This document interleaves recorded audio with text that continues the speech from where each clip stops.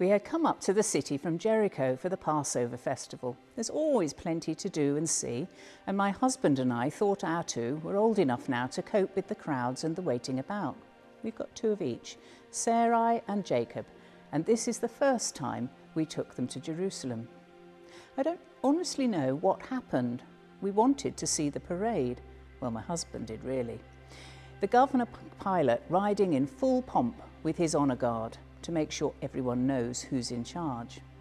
I'm no fan of the Romans, but they do put on a great parade, and it would have been a great sight for the children to see. The crowds were so great that we couldn't get across the city to see it happen. Instead, we were stuck on our side near a little olive grove called Gethsemane, and found ourselves in another crowd that seemed to be gathering as we heard singing and cheering coming down the road from Bethany. Jesus, Saviour, Jesus, getting louder as they came nearer and nearer. I'd heard about Jesus. He'd been down to Jericho and taught there for a while. Seemed honest and straightforward, and unlike most of our religious leaders, you could understand him. Loving and serving seemed to be the most important thing, more important than the rules we were supposed to follow. And there were several women in his party, which I liked to see.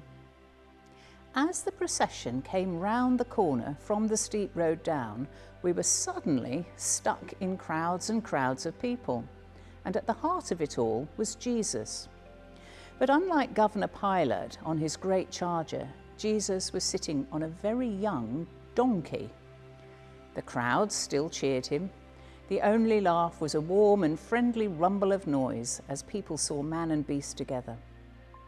We had heard that Jesus had been in tears over the holy city, which the scriptures tell us had failed God and his people time and time again.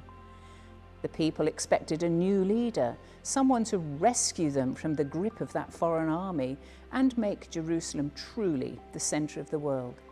But here they were, cheering and praising a gentle rabbi riding on the back of a rough farm animal. The religious leaders were the first to react. "Teacher, tell your fans to be quiet."